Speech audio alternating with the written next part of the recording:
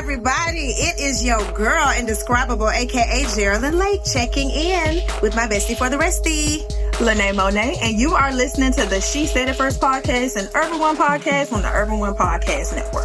Period. Yes, ma'am. So, Happy New Year, friend. Happy New Year, friend! I know we made it. I'm not gonna lie, it was touch and go for a minute. Girl, it was getting scary. It was getting sketchy. But God did what God always does, and He brought us. God did.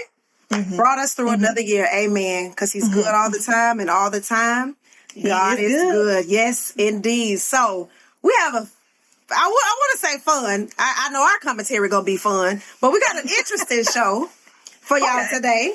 So I'm excited to get into it. But before I do that, I have to ask you, friend, because the year just started, and I know it's something that already irritated you. So what irritated you this week? Girl. So I put a post out yesterday. I don't know if you've seen it, but it was basically about when a guy asks you if you need something. I saw it, yes. Right? Okay. I shared it to my story. Come on, because you over, and I just shared you to my story this morning because we locked in like this. Come on. So, boom. I said, yes, I am in dire need of everything. You know what I'm saying? And a lot of women felt that. Obviously, you get where I'm going with that as well. But then there was some woman in the comment who was saying that men use that as manipulation. And my issue is, I don't care if they use it as manipulation. I don't care if they, for real, if they pretending. I don't care enough about that because the question still stands. Do you need anything? And my answer is still yes. So I still need that regardless overall. I think that we spend so much time trying not to be manipulated and to get manipulated anyway. On an empty stomach is something I never want to get involved with. Okay, it's nothing I want to participate in that. You know, like not wanting to say you need something in fear that somebody feels like in fear of not knowing how to say no after that because someone did something for you. So now you feel like you give up all your rights and privileges to say no moving forward. That's a boundary issue for you, not them. Right. Let's be for real. And me personally, I'm gonna block them. So okay, I'm gonna get what I need, and then I don't care what you thought you was about to do. When I say I'm done, I'm done. And I think that part right there is what a lot of women can't understand. There's nothing wrong with a man doing nice things for you. Now, thank you. It's not even me playing devil's advocate. It's just me laying out the facts. It's good when a man wants to do things for you. If he wants to give you money or take you somewhere or check on your car, whatever the case may be, great. We love that. On the flip side, men do sometimes use this and try to manipulate you and say, well, I did this, so you should give me this, or they feel entitled or owed something.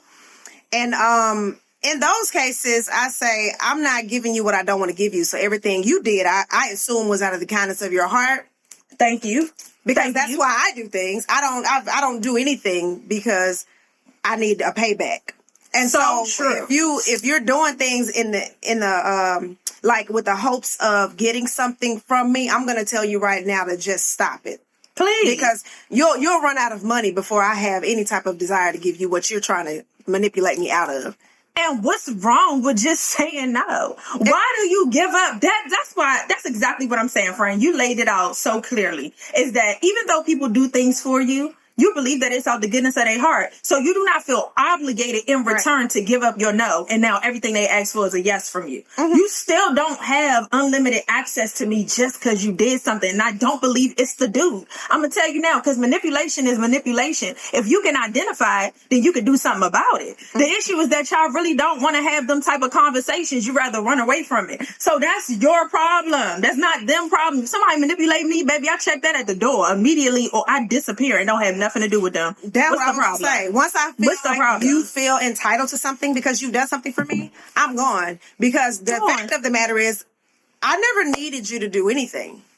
No. But I was going to allow you to do it because that's what you wanted to do. But now that you feel like there has to be some type of exchange, which I don't know if you saw this, but I got toe up on the internet this week and I was happy about it because the game, 45-year-old rapper just had a baby with somebody. I think she's in her 20s. I think it's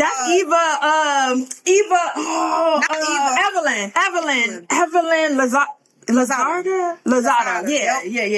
It's her. He just had a baby with her daughter, and so lots of red flags there, but that's not even the issue. The issue is he put up a post that said, when women and men have sex, that's an equal exchange. And then y'all also want us to provide for you and pay for things and, give up money. So what can the woman do, if anything, to make this exchange a little more even? Because after the sex, it's not even no more. They say the women and the men, it's even exchange, and then the man is giving money on top of that. And I said the first mistake was assuming that the sex was an even exchange. Thank you. And they were pissed. Why were they pissed? Here's the thing. For me. Why were they pissed? The girl talking about if everybody got their nut, then, and I said, and that's the problem right there. Okay? Less than 20% of women are getting lost. So thank you. We lost. We're all lost. We're a lost cause. Because, sir, the fact that you even think, a lot of times, I swear, Jerrilyn, sometimes I wish women could just be candid. I wish they could just be being candid. They be tearing my ass up, though. But I'm talking about during sex, girl. I'm specifically talking about sex. Stop sparing these. That's the problem. It is the problem. Stop sparing them. This is what we do. We sit up, and because he's nice, he's got a good job, and he's kind, and we love him so much, we'll sit there, we'll take it, and we won't say, I don't really like this. That's too rough. That's not the spot. A lot of these brothers couldn't find the clitoris if they had a roadmap and GPS. So, I'm not saying that it can't be worked on. I'm just saying it's only so much work that me personally, I'm going to do after so many and this is anything in life. After I give you instructions so many times, I'm going to assume you can't do it. Thank you. And if I believe you can't do it, I'm going to stop asking you to fulfill that role. And so the people were just upset because they were like, well, it is even. And I'm like, well, first of all, let's take sexual pleasure off the table, right? Completely. Man and a woman have sex, right? Somebody could get pregnant. Who has to carry the baby? Not the man. Thank you. Who has to go through hormonal changes? Not the man. So many hormonal changes. Who has to risk their life in labor and delivery? Who has to possibly go through postpartum depression? Who gets stuck with the burden of caring for the child if you decide you want to get up and walk away? Not the man. Thank you. Because if a woman was to get up and walk away, it would be a whole nother conversation. If a woman was to have a baby and get up and walk away, y'all would never stop talking about it. She would be everything under the sun. And then a man would get praised for doing something that he should have been doing already by taking the child. He would get praised for getting up in the morning and getting them dressed, giving them breakfast, doing their hair, bathing them, taking them to school, making sure they doing their homework. He would get praised the entire time, while a single mother who decided to stay in the manly will get bashed. You're not doing this right. You don't know what you're doing. Why you got the baby over here? My favorite one is, well, you laid down with him, so now you got to deal with the consequences. So you're doing what you got to do. You don't deserve an award for that. Well, well, why are we awarding this man? Because he's basically doing what, my thing is, if it's a question of personal accountability and responsibility, it's two people, not even 50-50. It's 100-100. You both are 100% responsible for creating this life. So if you decide you want to walk away, I still have to carry my load.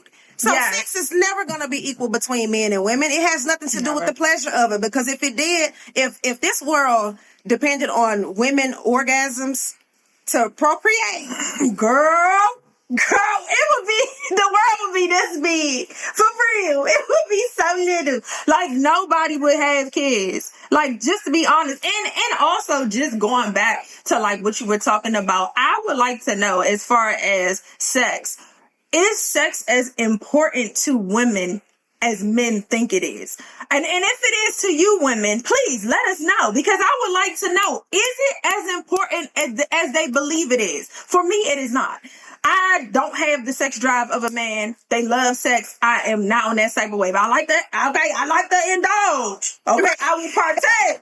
I like to partake. But, so babe, real quick, but it is not my existence. I can exist without it and have done so before. So if there are women who genuinely feel like this is something that's extremely important to me, this is what motivates me, this is how I kind of just live. Because if you got to think, guys are motivated by sex. I don't care what nobody say. Guys are motivated by sex. Are women driven by sex? That's what's fueling you? every day to keep going. I think sex is important when I like you. If I don't like you, I don't care. But if we in a relationship, sexual harassment, yes, you're going to jail, sir. Because I really do feel like when you're in tune with somebody, y'all are making each other happy. Everybody's needs are getting met. Then you want to have sex with that person. But if I'm single and I'm going on dates and it's 45 minutes of, so what's your favorite color? And it's what you doing text every day. Right. What you doing? Or what you doing? You know what I'm saying? Like, I'm sorry, sir. It's not going to get the coochie wet. I don't know what they told you in biology class, but it don't necessarily work like that. And I think we see on a large scale, women are requiring a lot more from men because, they like to say, well, we gave y'all rights and now y'all just act like y'all don't need us. Now, I'm not saying we don't. I'm about to say, I'm not saying we don't, but baby, they passed us that baton. I can't even hold you. We saw Carrie Richardson. Baby, bringing it home. And when I love y'all, I really do. I love men so very much. But I have to be honest. When we were allowed to make money, a lot of things changed because now I don't have to marry somebody to ensure my livelihood. Yeah. I don't have to get a man's name on my bank account or to get a credit card. I can work my own jobs. And then with the boom of social media influence, things like that, baby, I don't even got to talk to nobody. I can set up this over here, make passive income in my sleep and never have to deal with these men. So when it comes to having sex, baby, it's not an itch a rose can't scratch. Okay, come on. Okay. I don't have to tolerate that. Because people like to say, men will make the comment, so what are you going to do when you lonely at night? Snuggle with my damn dog. Yeah. I'm gonna call my homegirl. We're gonna eat popcorn, drink wine, and binge watch Scandal. Like, what do you mean? I'm not lacking. Okay, Go to Aruba. Go to Aruba. Right, in lieu of sexual intimacy with men, because I think people think that sexual intimacy can only be fulfilled just by having sex with men, and so they like to think, that they're mandatory to the situation. But a lot of times, if I'm not having an orgasm with you, but I can have one over here by myself, it doesn't make sense to put up with the gaslighting and the arguing and the cheating and the emotional abuse if I can just scratch this little itch over here and then go on back to the business. So I think that's what irritated me this week. Yeah. Are we still on the first segment? I think that's what irritated me this week, honey, because we was too deep in it. Thought it was a whole segment. Thought it was a whole segment, baby. We're still here. Still here. I'm crying. No, for real. This is a hot topic. It is. Because I think we just don't understand each other, man. Men and women, we just cannot get on one accord. I always have to give a disclaimer because I hate for people to feel like we just bashing men. Because we so like strong that I think they be like, y'all hate us. And it's not that. I think we just don't understand each other. We don't understand each other. The way men think, I don't want to think. And sometimes I just opt out to not understand. And the way we think, y'all don't want to understand. It's too much for you to comprehend. So it's just like, I wish we could do better at understanding each other or trying to compromise and understanding each other, because thinking that sex was the root or that is the commonality between us, it is not. That's where you messed up completely. Absolutely. It's never going to be a commonality for me because I'm not going to deal with the extra stuff. So, I mean, well, we made it to a new year.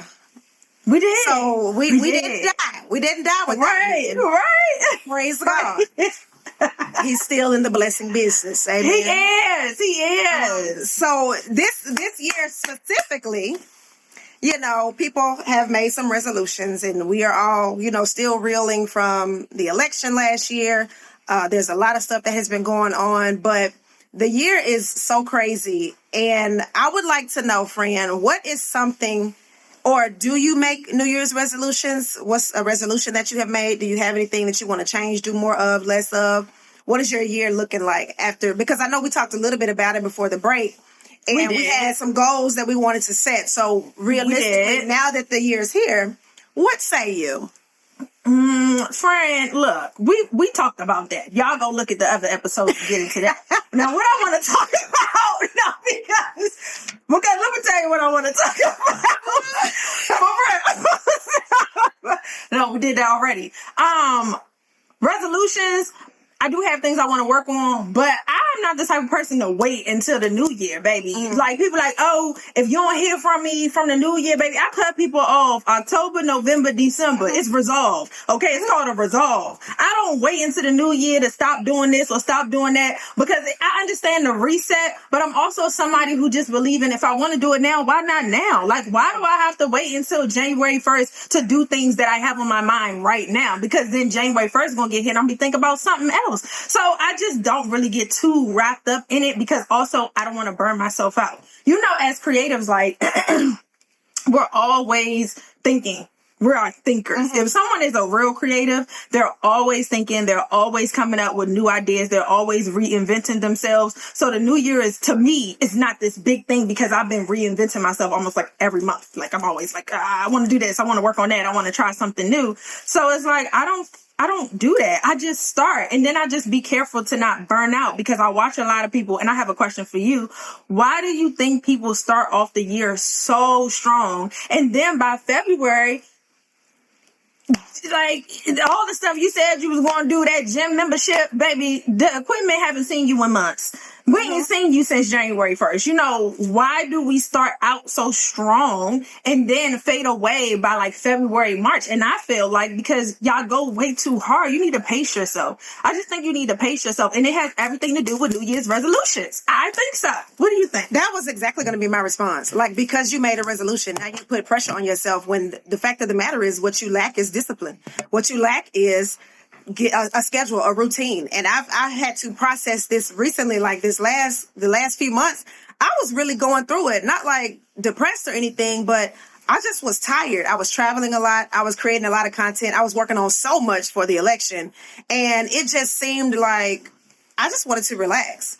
And so that's what I've been doing. I didn't resolve to do nothing new. Right. I said, when January hit, I'm going to go back to work, but I don't have no new ideas. I don't have no new nothing, because I was already in the gym. I was already watching my diet. I was already consistent and getting up and creating things that you know what I'm saying? Like, yes, I want to achieve new things and experience new things, but I don't have to make a drastic life change to enter this year, because every day I'm getting up and this is what we're going to accomplish. Yes. And so, you know, people have their days, but I feel like that's what burnout can be attributed to, because you're trying to do something that you weren't already doing. Like, you have to get, like you said, pace yourself. You got to give yourself time to get to that level. If you ain't worked out all last year and you go to the gym on January 1st, you're going to be pissed, and your body's going to tell you that you had no business taking your ass in there. Not because, you know what I'm saying? Not because you don't really need to be in there, but because you haven't been in there. So maybe start small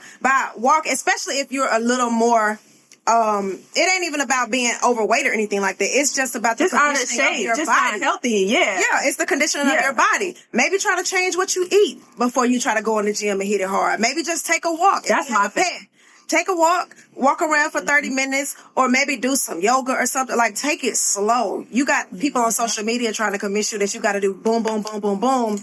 And baby, the mindset got to follow. You know what I'm saying? Like, if your mind is not fixed on it, the body is not going to allow you to take care of those things. So girl, I ain't got no resolution. I'm going to do what I've been doing.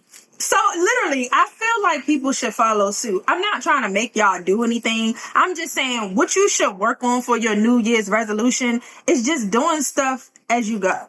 Like, if you know this is something you want to work on, and Jerrilyn made a valid point. She is the gym head. Okay, I am not. I'm the foodie, right? So you got a gym head and a foodie here. As a Taurus, I am both. Okay. Like, so this one will get up, and I don't know if y'all did her challenge. Maybe she'll do it again, where she was going to the gym at 10 a.m. Was it 10 a.m. for like a week or 2 weeks? It was 14 days straight, and that was insane. Straight. That was insane. I'll never do that again. I might do like a week, but 14 days was too much. But you see what I'm saying? The dedication and commitment is over there. Now, for me, for people are more like me. I am more of a foodie. So I understand that I still have goals, I still have targets, and I still have things that I want to do as far as my weight, losing weight. So it's important for me to figure out how to change my eating habits. That's really what it is. Food is super important to me. I love for it to taste good. And I figured out how to make healthy, delicious meals, like things that's not going to pack on the weight. I also do a lot of research as far as like fiber. You know, fiber help you boo-boo a little bit. That's TMI, but you might need it. Okay? Fiber. You need fiber, protein, just different things you need to have in your meals to help you stay regulated, stay slim. And this is easier for me to do, change my eating habits, than go to the gym. So you have two different people here. You just pick a side. And I think that would be great for you. Like, I would love to see you not only making vegan dishes or making healthy, I didn't say vegan. When the hell I said vegan? But I didn't say nothing about no vegan. They be saying they be delicious though. But you can go to vegan restaurants. You can try vegan restaurants on your food channel. That would be fun. And then try to recreate those dishes at home. Okay, I could do it. Now, I'm not asking you to eat tofu. I'm just saying, friend, I don't want to be no vegan. Tofu is from Satan. Yeah, tofu is trifling. And I do not agree. So I think I would love to see you trying vegan food or trying, just healthier things and cooking up some. Because me, I'll pull up at your house and ask for a plate. Yeah, she will. And this one can eat. I don't care how small that thing. You gonna see that little thing coming around the corner? That little thing can eat. Okay, she eat 10 meals a day. I ain't never seen nobody eat 10 meals a day. Every time I turn around. Them folks that they ask you how many meals a day I eat. They ask you every time I turn around. She's like, I can take a little sausage. Baby, one thing about me. She be like, you hungry? Girl, I'm that one can eat. What would you ask? The answer's always yes. I can always go for a little snacky snack. But yeah, so I think that's great that we both, it shouldn't be healthy eating, diet, or whatever. I don't like to use the word diet because it sounds, like a task or something. Mm-hmm. But just changing the way you eat to, get yourself back regulated because your body's, it's the only one you got. When this is over, it's over. So take care of yourself. If you got to create healthy vegan options or eat lettuce for a week or go to the gym or whatever it is that you think you need to do what's best for you because we care about y'all and we want y'all to be here with us next year when we do the podcast. So, yes. Switching gears just a little bit.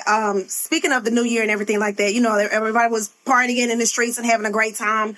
Unfortunately, in New Orleans, it was not such a great time because it got off to kind of a wild start. So about a few hours into the new year, a man drove his truck into a crowd of people on Bourbon Street in New Orleans. 42-year-old Shamsa Dinjabar plowed his truck with an ISIS flag on it. He's a U.S. citizen from Texas, but he was shot to death by New Orleans police after opening fire on police officers. Wow. So they're calling it an act of terrorism, as they should. There have been no confirmed connections between him and any other acts of terrorism, but he was a military vet, and I have so many questions. But what are some of your questions? My main question, and I don't want to. I hate to automatically link this to him being prior military, but I feel like so many times people come out of the military with not just PTSD, but they're just changed. That is a real thing. You know what I mean? Like they're changed. That's a real thing. And so mentally, emotionally, they might not be as stable as they could be. And so in addition to there being a huge gun problem in this country, in addition to mental health being a huge issue in this country, like it was just a sad situation all around. And, like prayers to all the people who lost loved ones. Cause I think, like 10 or 11 people died. There were a lot of people injured. I'm so sorry. And so just imagine thinking you're about to go out and have fun with your friends to celebrate a new year of life. And then your life ends on that day. Oh my God. It's crazy. Jesus. Friend. What? Why are you not talking? Why would you just stop talking? You was gonna talk. Because I had asked you. I was like, okay, she probably want to give her comments. And then you was like, no.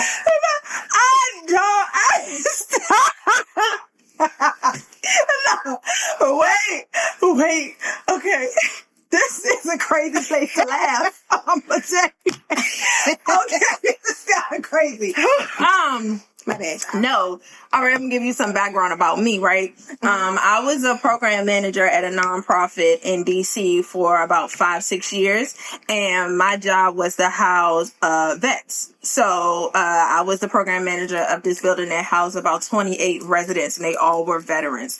And there were snipers there, and we would have to do psychosocials and things like that. And they would not talk about it, but you can tell that it had a serious effect on just their everyday. This person that I'm talking about was a full-on alcoholic, and I did his psychosocial when he was slightly sober, and he just disclosed to me that the things I have done, the things I have seen, I couldn't possibly walk around here sober. He could not be sober because he could not deal with just like his task. Like his task was be a sniper.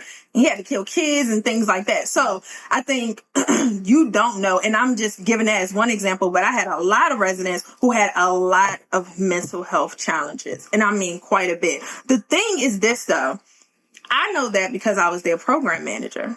I would tell you this, they have sat in a room with a lot of people and people never knew that they had severe mental health. It is something that they know how to mask. Like, because when you're in the Army, you can't show up as yourself if you have some serious mental health diagnosis. They have figured out how to camouflage it. The only reason I know is because I spent that amount of time with them and I did their psychosocials, and I was privy to the lifestyle. I knew like the changes in their personality. If they came down to my office and was kind of like lingering down, I'm like, oh, they're having an episode. You know what I mean? So I'm in their facility to kind of know that something about to pop off. But if you don't know, then there's no way to even do anything about it because you can't really check it all the time right then and there. That's what I'm saying. So like, I know people are kind of like, you know, they should have did something about it, and of course, I want them to do something about it. But what I'm telling you is not as easy detectable as you think it might be. Yeah, I definitely can agree with that. I mean, you never know what people are struggling with, and people are good at hiding it because they probably know what, you know, the general public thinks of them. Like, there are no raving reviews about alcoholics or drug users. You know what I mean? So they already probably are ashamed of what they have done. On top of that, now they're ashamed of how they're dealing with or processing what they have done. And so it's just, you know, they call it a shame spiral. They go through this cycle of just being totally defeated day in and day out. And I just, my heart goes out to people. Yeah, my heart goes out to people like that because can't nobody understand what you're going through. If they've never lived it, like I can't sit down with you and be like, yeah, I get it. I ain't never had to kill no kid. I ain't never had to, you know, stab and it's your duty. You have to. Because they're trained. These people are robotic soldiers. You know, they're not people. They're numbers. They like, and I have my own thoughts on the military. But I don't think that people should be sent to their death or into combat as much as we have been. I think that there has to be a way for, you know, us as a country to regulate and moderate these things without killing thousands and, you know, hundreds of thousands of people and then sending them back here. And then the Veterans Affairs, all these people don't even be having a lot of resources for these people when they come back. So they come back, they can't get, you know, decent work. They can't find, you know, really decent housing, and they're alone. You know, a lot of the people that they would want to spend time with can't tolerate them or don't know how to treat them. And so, like you said, it's just like an endless life of isolation, and it sounds so sad to just kind of sit with, to kind of reckon with something like that. Because what do you do? I dated a guy who had PTSD from the military, and he just, it was scary sometimes. And we didn't break up because of that. We broke up because he was actually crazy. Yeah, he was actually crazy. It wasn't the military at all. That he had mommy issues. He had daddy issues, and then he went to the military. I guess. And added to it, add a little more trauma. And I said, I see where this is going. I'm going to go ahead and head out. So I can understand, you know, people dealing with stuff like that and not wanting to bring it up to people because you don't know what these folks have been through. That's the realest thing. It's like the isolation of not having family. Because like you said, the family just, they can't deal with you. Like they cannot deal with you. And veteran affairs, getting them connected to benefits, trying to figure out like where do they go from here? Are you like connected? Are you receiving full benefits? Are you being honest about your disability? Because then you have those who have disabilities but won't be honest about the disability because they don't want people to think they got a disability. Yeah. So now you're not fully connected to all the money or services that you could be getting because you refuse to tell the truth. And so it's like you go through this just like circle of wanting to help, trying to help, but they sabotage quite a bit and they are in their way quite a bit because they believe that after experiencing these kind of just like ruthless encounters in the army that they can come back and just be regular civilians. Like, it's nothing wrong with me. They sent me back here. They must think I can do it. And that's the mindset that they have, even though, and I'm only speaking for the veterans that I've worked with, even though they are severely mentally unwell. Yeah. So I just can't imagine it. And I know that the process for getting benefits for veterans is probably long and drawn out. You got to call here and go there.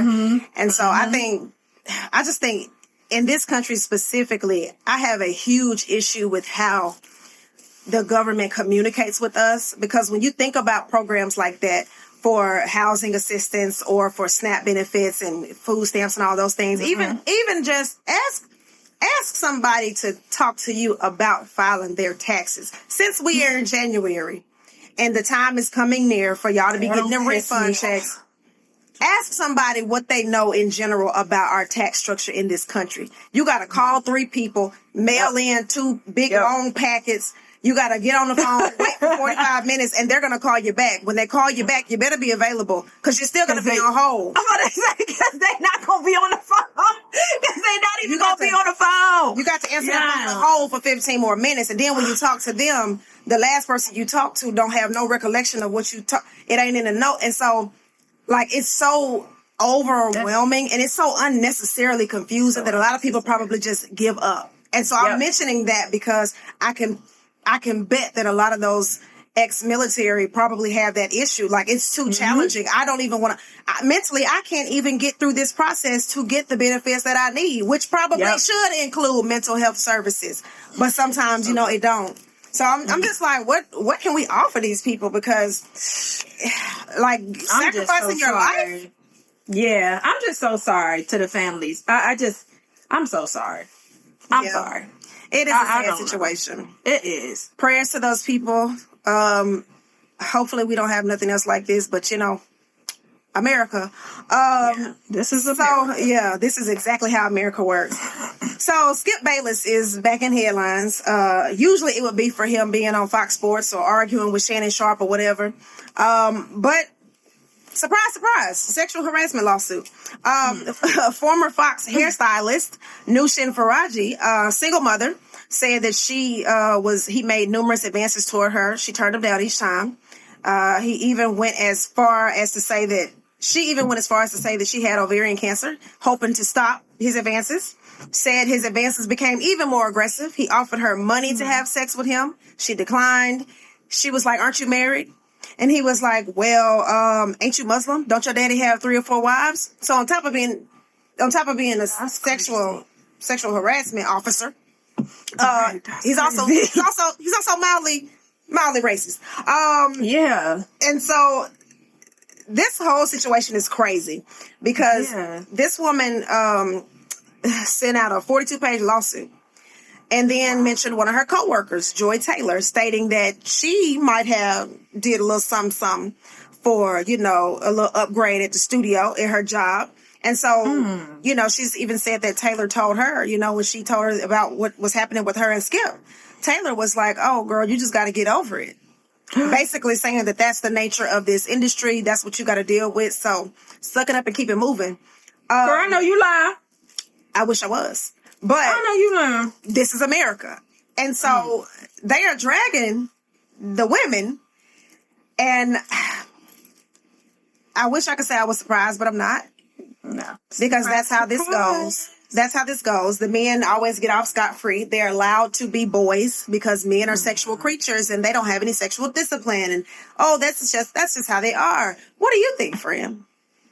I don't care. Like I told you, I don't stand 10 toes deep on nobody. I don't care. I don't know these people, innocent until proven guilty.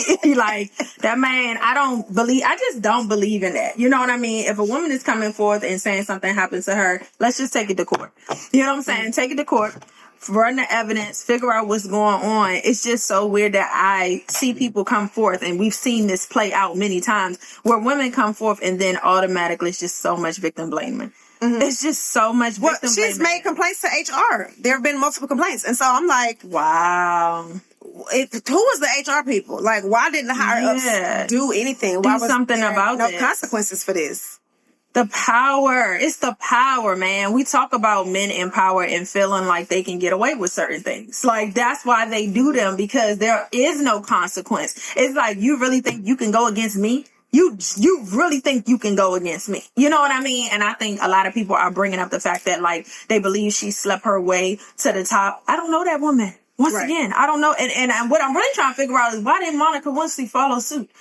Why did you just stop at Bill Clinton? I mean, because if it's possible, I want to see it done right. The prime minister is next. You got to get. I'm telling you, know what I'm saying? If we gonna take it dead, and let's take it dead, because if it's getting us where we need to be. I mean, she slept with the president. I'm confused how your career just ended right there. Like, you know, so because she's a woman. That's what happens. That we are berated, stood in front of a firing squad to be decimated, while the men are slapped on the wrist and told, "Hey, next time, just don't get caught."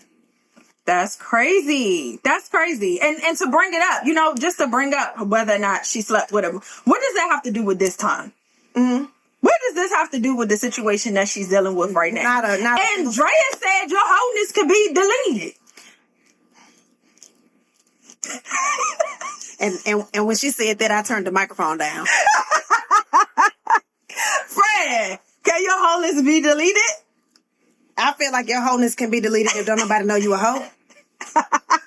If you move to a whole nother state, don't nobody know you, your wholeness can be deleted. That's what Drea said, and then turned around and had a baby by a 20-year-old. So, you know, I mean, it just depends. Like, people with different, like, we are having millionaire conversations right now, right? And so I think one of the things that bothers me the most, and I'm probably so triggered by this conversation because I've been rewatching Scandal.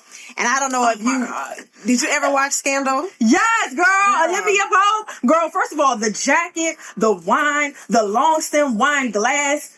Get into it. She was a girl, but she was also a side chick.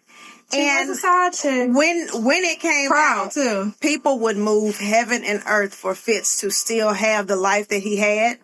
His wife be damned, his children be damned. Literally, they killed his kid. So, and then Olivia is slaughtered in the media as a homewrecker. At best, they called Fitz, you know, a philandering so-and-so. But they went all into this woman's background. They did. And I know it's fiction, but it's not real. But still, I'm about to say, but no, that's reality. I mean, we've watched this play out. Let me tell you this, not trying to bring up Diddy did it, but it's just like with Cassie, allegedly. Right. Cassie, right.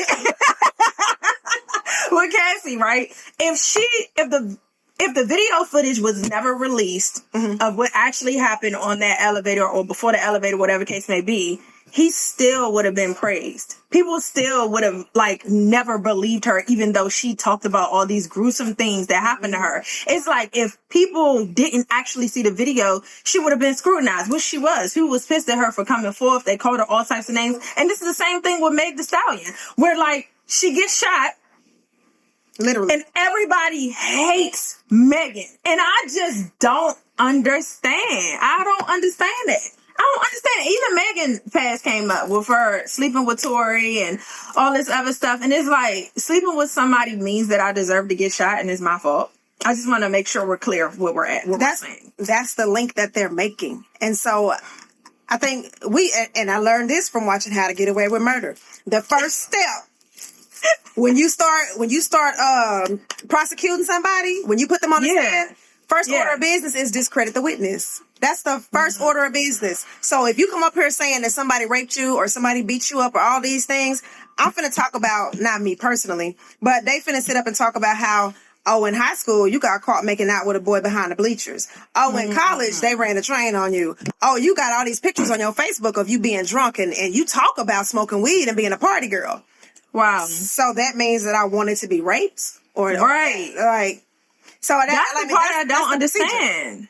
That's the procedure, though. Crazy. When you're a woman, especially, you will be dogged like this. And I've never appreciated it because the more women a man can sleep with, the better his social profile will be. So he's true. He's a ladies' man. He got all the girls. They talk all the about praise. Even when they're children. When they're children. Think about this. Little boys, when they are children, if they are handsome, they be, he gonna break all the hearts when he gets older. They immediately, and then they be like, you got a girlfriend? Immediately, you got a girlfriend. He'll be like, I got two, or I got this girl like me, and that girl be like, you can date both. It's cute. You can have two girlfriends. You know what I mean? Cute. Yeah. But what do they say to little pretty girls? Girl, you a hoe. They try to lock them in the house, put them in long pants. Watch out for this. Talk dirty about you. That's true. And then don't let you have a body that's out of your control. Don't let you just be a developed little girl, like 13 or 12 or something. Then you can't go nowhere. You can't have no friends. Everybody think you fast. And you might not even be that type of little girl. But people put it in your head that because of how God made you that way, that is unacceptable to society and that you cannot go anywhere. People will not accept you for the way that you look. That is so sad. Well, we get punished no matter what we do. That's from birth. If you do have a body, you're too damn grown. If you don't have a body, look at you, flat chested. You're not really a woman. Like, it's never a happy medium with people. Like, you can't. This is why I try not to comment on women's bodies. Now, I will say something about them BBLs, but about your natural body. I'm not going to comment on no woman's natural body because, first of all, God thought it was enough. Am I better than God? Thank you. That's none of my business. It's just none of my business. Exactly. It's none of my business. And you can see, the thing is that you can see different body shapes and body types. You don't realize that as women, we all have insecurities. I don't care how many surgeries you had. The reason why you got the surgeries is because of the insecurity. Right. You feel me? So it's like we're all dealing with something. I couldn't dare judge the next woman when I'm dealing with my own, my own insecurities about my own body and things that I don't like about myself. Why would I sit there and downput another woman who could be dealing with the same exact thing and we got two totally different body types? Exactly. And I think some of that is what went on between Faraji and Taylor, because for her to tell her, you just got to get over it, kind of make me feel like she used to it. This is what she's dealt with her entire career, and she's now encouraging other women to tolerate it as well. And that's the problem. We need to stop tolerating stuff. Like you said, when we first opened this episode, you said, stop sparing these niggas, and I need it on a t-shirt. Come on. Because Dr. Umar specifically said, you can't psychologize some of these brothers. You got to put them to sleep for good. Hello. Come on. Put them to sleep for good. Okay. Jahi, insert the clip for social media because I need them to see it. Put them to sleep for good. For good. I felt that. And I think that's more metaphorical for me. I ain't trying to murder nobody. But, I hope we're not really talking about murder because that's not what I'm talking about. That's what Dr. Umar was talking about. Me, that's not what I'm talking about. Me, I'm talking about cutting them off. I'm talking about getting them fired. I'm talking about putting them in prison. Yeah, I'm talking about getting them up out of here. Stop saving these niggas because they'll never save you. I know you saw this. Telegram had a group of over 70,000 men. It was created in Germany, but it was a group of over 70,000 men from different countries and continents. And they were talking about the best ways to sexually assault women, specifically friends, family members, girlfriends, whatever. It didn't matter what kind of women. This was over 70,000. What? Yes. What? Why was this why were we doing this? What was the motive behind this? Because men have been allowed for centuries to do whatever the hell they want with little to no consequence. That's crazy, Jerrilyn. I ain't see that. That would have upset my stomach. Nausea, heartburn, indigestion would have gave me. Oh my God. That is terrible to have a conversation. No, Jerrilyn, I don't want to. Not the group, but the commentary about the group. How do you, what would you know I would have access to the group? I know, I'm like, no, Jerrilyn, I don't want to be a part of this. Girl, them folks got on there and said, I'll show you how to really do it. Sir, you're going to prison. That's crazy. I hope the FBI subpoenas all the records and pinpoints exactly where all those men are and locks them up with no trial date. I think people like that should go immediately to prison. You don't get a fair trial. You don't get a juror of your peers. You don't get parole or bail or anything. You just go straight to prison because that is completely insane and it's terrifying because people will say not all men. Well, it's at least 70,000 of them, and we never know. We never know which one. I don't know who I'm coming in contact with, so to err on the side of caution. Jesus. 70,000 is not light. That's a big number. That's a big number to just be having this conversation so candidly. Like, was they high-fiving and like, oh, yeah, I did that too. Like, what was, I can't fathom this. They were exchanging tips. They were exchanging tips on the best, easiest ways to sexually assault women. Listen to what I'm saying. Exchanging tips. Stop. Exchanging tips. No. They had multiple suggestions about the best ways to sexually assault women. And then people want us to be like, not all men. Like, I'm sorry, I'm not ready to give y'all that. I'm just not. Knowing that something like this exists, I'm not ready to do it. So, and I be trying to take up for y'all, but then Jerrilyn gonna tell me something like, I be trying, but I can't stand behind no foolishness. This is foolishness. This is ridiculous, and it need to be shut down. That should have never happened. I guess that's why it's just so mind-boggling to me. Like, I can't believe that this was something that people put together. Like, they came together to have this conversation openly on an open forum platform to talk about freely. I can't even wrap my head around that. Like, that's crazy. And I think it's a sticky situation because the Telegram app is very beneficial for a lot of people doing international business. And if we say that they need to have access to people's accounts to monitor the content, that would be an invasion of privacy. It would be different if this was a public Facebook group. You know what I'm saying? But this was a private Telegram chat. And so, like, they're trying to decide how much is Telegram responsible for this. And I'm just like, very responsible. I'm holding them all the way accountable. I'm holding the men who had it, and I'm holding the platform accountable. Because one thing you need to do on your platform, it's just like everybody else. You can barely even say anything on YouTube. They take it down, demonetize the whole page. On Instagram, TikTok, Facebook. How do they have all these regulations and this platform doesn't? Like, I don't understand that. I'm holding everybody accountable because I know it can be done. So, yeah, they need to be held accountable, and they need to be shut down. They need to be making laws about that instead of women having abortions, but I digress. Hello. So worried about us. Girl, we such a hot topic. We such a hot commodity. I mean, can you blame them? You know, I can't. I really can't. Can you blame them? Leave me alone. I don't like that. Lynee be trying to like y'all. I don't be letting y'all. I do try. I swear. She be like, but girl, what about the ones? I do. No. Hear me clearly when I say them. I be trying to do better, but you know, like you would say something light on social media and then you get attacked by a bunch of dudes, and I be like, girl, I don't know why they be attacking you like that, Jerrilyn. That'd be crazy. Because I be on their ass and I be telling you be telling the truth. They be mad because I think that they be mad because they don't have a sufficient rebuttal for what I'm saying. That's what I think. I think that they're upset because they can't argue with what I be saying a lot of times. Like, I remember I posted this video. I was dating this guy. It was like well over 10 years ago. We were in a relationship, full-fledged relationship. He told me that I relied on my daddy too much. I said, okay, you don't want me to call my daddy for stuff, for money or help or anything like that? I understand you're my man and I need to respect you as my man. Got it. A couple weeks later, windshield got cracked on the highway behind an 18-wheeler. And I needed $250 to fix my windshield. Insurance wouldn't cover it. He told me I needed to call my daddy. And that right there. Jerrilyn, because I know you lied. I'm not. No, he didn't.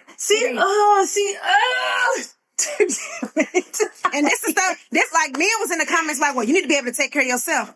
Honey, I was 22. I was a child. Oh my God. And I was a child. Wait a minute. I was a child. Good drag that one. I was a child as a stretch. Girl, if you look at, I want you to go to any nightclub in America and you look at the average 22-year-old, what they're doing. I would not consider them a full-fledged adult. Your No, frontal it's lobe, true. Your It is frontal true. lobe ain't even fully developed until about 25. So I'm not trying to hear, you know, and this is why people have an issue with people like Regardless, 22-year-olds. that was your man. But that was your man, period. part. And he asked you to rely on him. And he found out that he was unreliable. Exactly. So you asked me to rely on you, you're unreliable. So like, what good is that to me? I think that just goes back to like what you need question. You know what I'm saying? It just goes back to that where as far as like, why would I want somebody that don't care about my needs? I don't ever want nobody who don't care about my needs. Ever. If I'm ever in a dire situation with my car, whether the tire's flat, windshield, whatever, if I'm hungry, I don't care. I want you to care about my needs, how you care about your needs. And maybe that's what we need to be dissecting. Because maybe the people we're expecting to care don't even care about their own self. Maybe they ain't even treating themselves. Because how you going to treat me the way I want to be treated and you don't even know how to treat you? You know, there's a bathtub that comes to mind. What? When I think about the way people treat their things and themselves, because there was no reason for that shower curtain to look like that.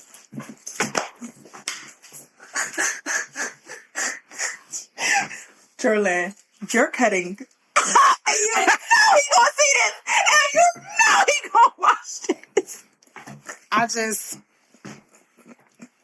I'm trying to gather my words and my thoughts because there was no way you thought that I was going to accept something like, you know, Girl. the lesson for today is care about people that care about themselves and that care about you too. Because these folks, you see it so much all the time. And it's not even just like, even like, I like men who are fit. You don't need to be a bodybuilder. I don't need your muscles busting all out your shirt. But I need to know that you care about the way that you look. Not because of the superficial part of it, but I know that you're not putting trash in your body. I know that you're exercising and you care about your long-term health. It's the mindset and the dedication that comes with it that I'm attracted to. It's not the body type. It's the, that man got standards. He can make some stuff happen. He can discipline himself to do some things. So if you're not cleaning your tub, then I know. No, for real. Stop. Because that man ain't say nothing to you. That man ain't say nothing to you. That man has said more than enough. I know he has. Go get somewhere. Please leave. I'm through. Johnny, just cut that part out because I'm through. I needed to get that off my chest though. Because, friend, that was dirty. It really was. Literally. That was dirty. It was playing bring around the tub. We're not doing that. That my daddy said you look back there. What my daddy say? It like he growing cabbages in there.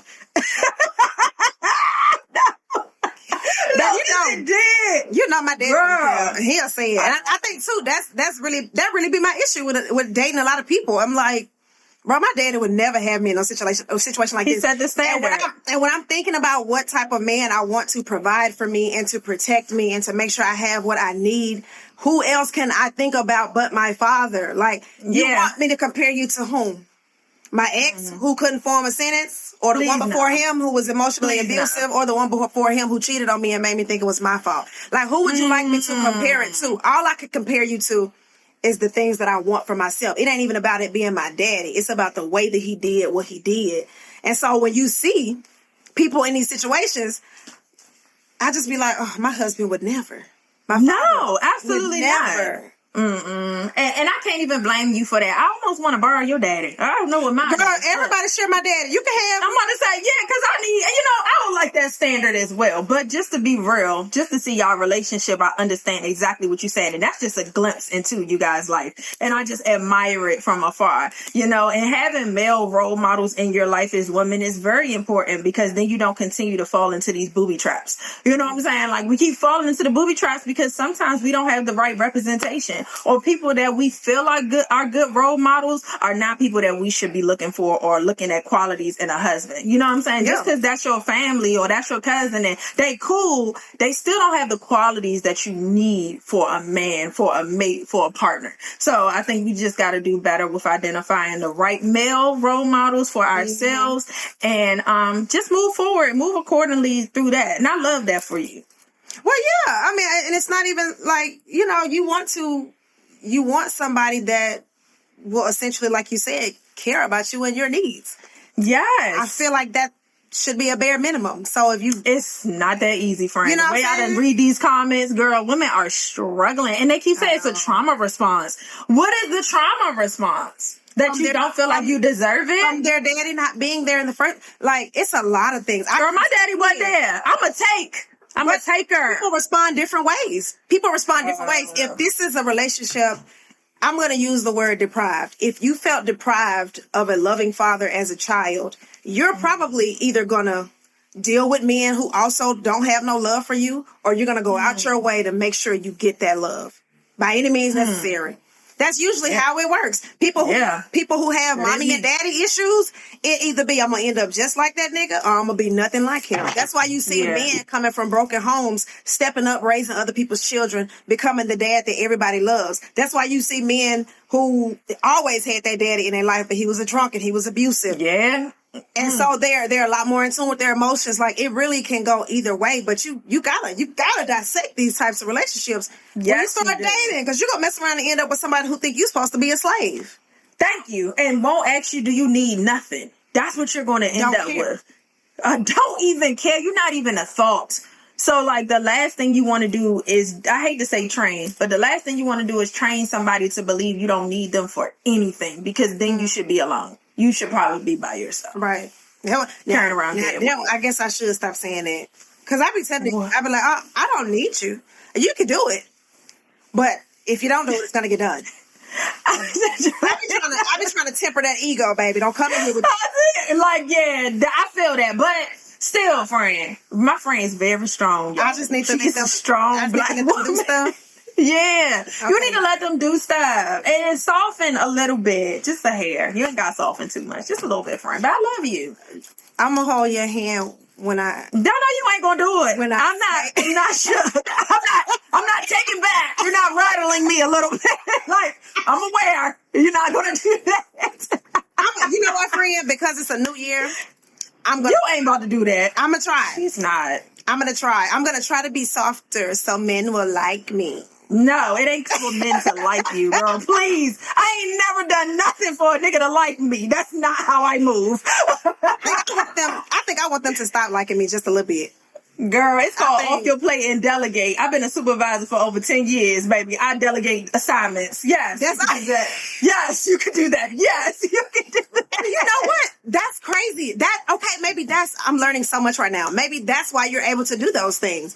I can always call my daddy for whatever, but like when it comes to like stuff that I need done, if I don't call my daddy, I just do, what I can. If I am dealing with a nigga, I might ask him what he think or something.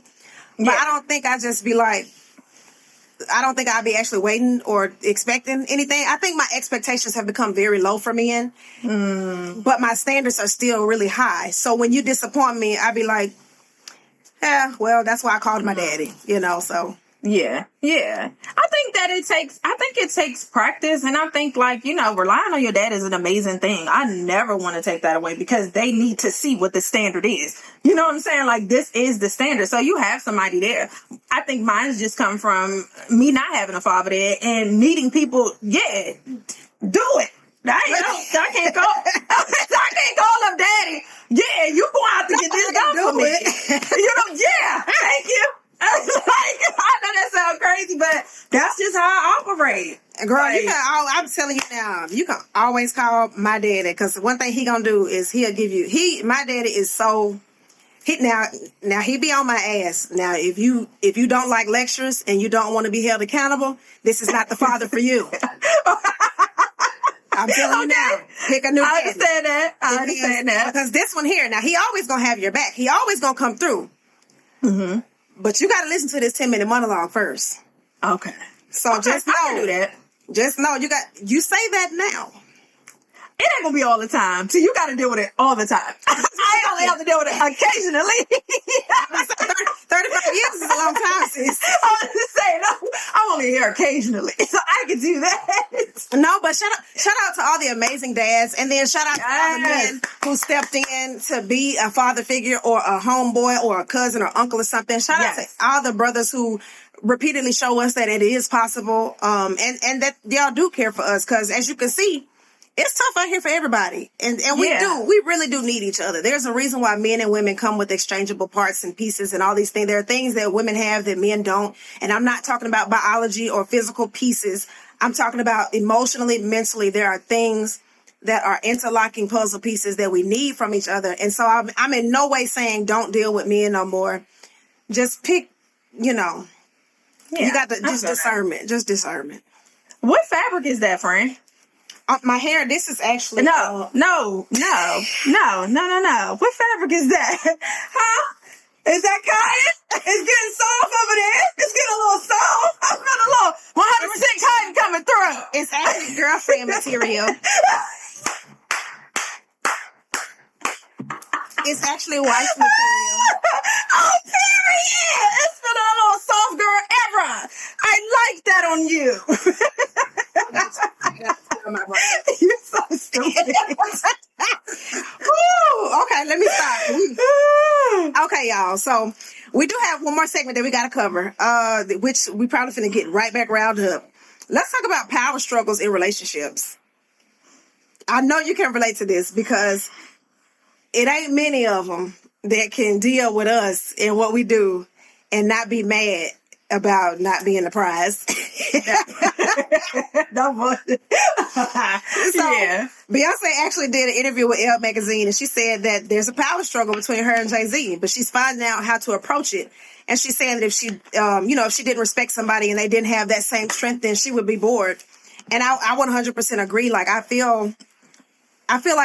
think the strength is knowing that I'm doing what I'm doing because of who I am, not to spite you. Yeah. Like, I'm chasing this lifestyle because this is what I want for myself. You can be a part of it, sure. But you don't get to come over here and try to dim my light or make me feel bad about what I'm doing. That's where the issues come in. Because you're insecure about where you are. So if you can make less than me and be happy and still make me feel like you're my provider and my protector, then we have no issue. But I do need somebody that, it's self-respect. You know what I mean? Like, I want you to respect yourself, to carry yourself in a way where I don't always be looking at you like, is he jealous? Is he a hater for real? Because that's been a thing. What you think?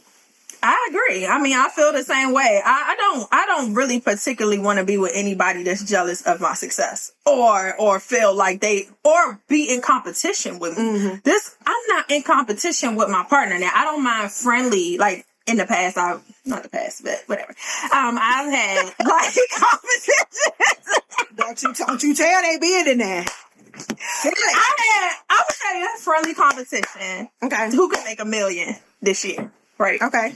So that's a friendly competition. You know what I mean? Like having those like friendly competition. But if you feel that you both benefit from though.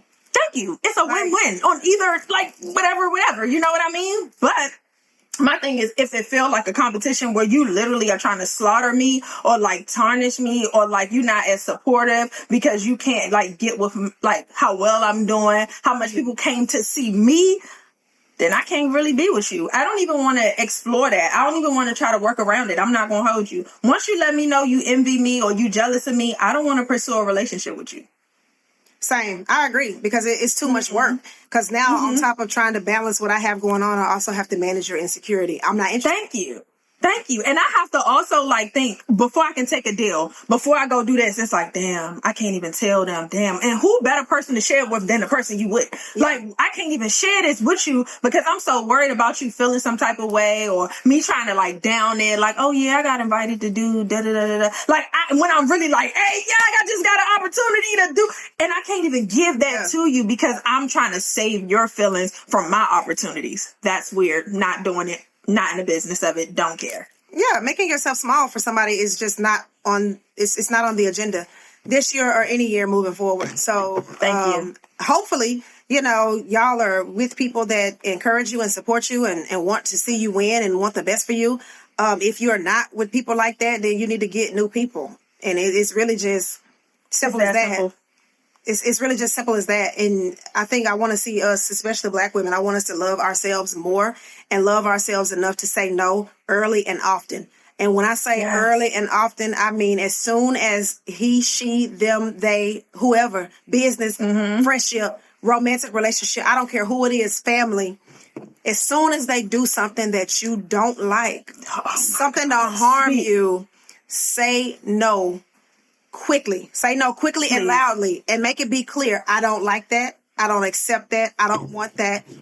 And if they continue, you cut them off. Everybody gets two chances. But that second stand on it. Stop being scared to stand on things because of the relationship, or you miss this or you miss that. If it costs you your peace, it's too expensive. Yep. So you need to back away from it completely. You can love people. And I feel like I said this in another episode. It is okay to love people from a distance. You ain't got to be all up on them. You ain't even got to be around them. You know what I'm saying? You can have love for people from a distance. I think that y'all be sacrificing yourselves and y'all don't even realize it. Y'all be sacrificing yourselves. I can't do it. And that, I've been in situations where I had, family members or friends or whatever, just say wild things to me. And then they like, oh, well, why did you block me? Oh, you was acting like you didn't want to be in my circle. You was doing and saying things like you didn't want to be a friend to me. And so when I took your disrespect as an exit announcement. That's what I took it as. I thought that you just didn't want to be cool with me no more. And I think that more people need to start doing that. There's nothing wrong with that. Loving people from a distance. Because what are you afraid of losing? My thing is this. If this person is showing you exactly who they are, they haven't showed up for you, they don't support you, they're not there for you, is that what you're scared of losing? Right. Like, what are you scared of losing? The things that you're losing from this person is dead weight. Who don't want to get rid of dead weight? I love getting rid of dead weight. Me too. I'm finna go take the trash out as soon as we done with this. No, seriously, like, get rid of the dead weight. Y'all be holding on to like imaginary stuff. I think that y'all be like putting in your head who you believe them to be or want them to be or who they used to be instead of really just identifying who the person is right in this moment. Yep. Who are they now? Who are they showing you they are right now? That's when you should make your decision. And that's with everybody. Don't be caught up in the potential of what you want them to be, what they could be. Mm-hmm. Just because you see that don't mean that they gonna ever see that. And so I got one life to live. You know what happens after I'm done living? I die. I die. It's very simple. It's very simple. It's very simple. So I'm not gonna be. I don't know how much time. I could walk outside and get shot. I could get run over by a bus. I could go into cardiac arrest and be gone. I'm not wasting another second doing nothing that don't make me happy or being around people that don't make me feel replenished and loved and all those things. And you shouldn't either. So I hope you might not have a New Year's resolution this year, but I sincerely hope that anybody listening to this podcast will at least take this, what we're talking about, and spend the next year loving yourself and not allowing people who don't to be in your circle. Agreed. And I have to say one more thing, friend, and then we could just close out. Relationships between women don't have to be difficult. I just want to say that. Because I want to say, Jerrilyn, thank you. Thank you. That's what I want to say on this podcast. Thank you for letting me know that relationships between women don't have to be difficult. We are so used to operating in a space. I wasn't expecting that. I'm so sorry, girl. I started my period, so I cry every 2 minutes. Oh, but I love you. Like, no, I love you for real. Like, the friendship that you have shown me exists that I didn't know exists. Crazy. It is the craziest thing. It is something that's so beautiful. And I just want you, I want this for everybody. You ever experienced something, or you ever eat something that's so good, you're like, damn, I need to try my friend. I need to get one first so she can try. Exactly. You know what I'm saying? So it's like that type of thing where you experience something that you want for other people to experience too. And I just want y'all to know that all of that back and forth cattiness and all of that, and I'm going to tell you, it takes strong women to have just candid conversations and be real with each other. But start relationships like that. Start just being candid. Start showing up as yourself. Just be real. Just be real. And I promise you the right people will be attracted to you. I promise you. Your doorbell ringing. Like, they said, get off that phone and start. Girl, go away. Like, please. But I just wanted to put that out there that those relationships, those friendships that are difficult, I think it's something that's missing. It might be communication. It might be because y'all not being honest with each other. It could be a little different things, and you can work on it. But I think you also can attract something a little different that's a little easier, and it ain't gotta be all of that. That's all I'm saying. Well, like you said, when you be yourself, like the people that like you are going to like you the way that you are. And so, like, when it comes to difficult, and I remember, I think when you came down for the live show, there was something that happened, and I told you specifically, I said, I want you to know that everybody is not like that. I can't remember what specifically I was talking about, but I remember saying that because everybody, especially in this industry, you come across so many people who, oh yeah, girl, we'll do lunch. Call me. Yeah, if you need something, I got you. I'm gonna put in a good word. And those people be fake. And so I don't, how I show up for people, you know, I just be like, well, I just don't want them to think, you know, like I really do. I guess I'm naive because when I do stuff for people, I do it out of the kindness of my heart. Yes, me too. Same. To do nothing bad. So I just be like, well, I like her, so I'm gonna be her friend. And you know, like, yes, no, girl. And it's just that. And it was just that. It's like, I like her too. Now we friends. You know what I'm saying? So it's like, but it really is. I think women, you gotta understand that it really is just that simple though. It is that simple. Them insecurities gotta be complicated. Them insecurities be beating a lot of women's asses though, and I see it all the time. I see people fall out because, like, girls with podcasts, girls on girls trips, homegirls that have been friends since high school. You see it all the time. One person start doing better than the other person, and instead of celebrating it because that's your friend and you love her and you want what's best for her, you start getting in your feelings because sabotage. Well, we came from the same place. And why I didn't get it? Because your ass was too busy gossiping and not working. That's why. Hello. You were too about busy the wrong focusing stuff. on the wrong. Thank you. You gotta finish my sentence. Yes. Yes. Okay. Always, girl, I hope you know. I know we have not been friends very, very long, but I hope you know, girl, I will always root for you. Your wins are my wins. And anytime you want to go to Aruba, and throw ass on a balcony, you can call me. You got a friend in me. I'm definitely on it. I love it. Me. Oh my gosh, this was one of the best episodes. I have had such a time. Friend, I missed you. It's been I missed you. I know. Friend, I have missed you. Like, I called you the other day, like, friend, I miss you. What you doing? What you doing? Because, like, it just be like that, you know. Girl. But yeah, you guys, this was the first episode. Yes, and you need them. And this was the first of all, this is an amazing episode. I love how we're starting off the year with this amazing episode. That part. I am sad that it's coming to it. I know. I was just getting back in my groove. I know. But we'll be here every Thursday, okay? So you can catch us on YouTube or wherever you listen to your podcast. The She Said It First podcast and Urban One podcast on the Urban One Podcast Network. Make sure you like, comment, hit that notification bell. You know what I'm saying? Run it up. Run up the bag, okay? We out of here. Do that. Bye.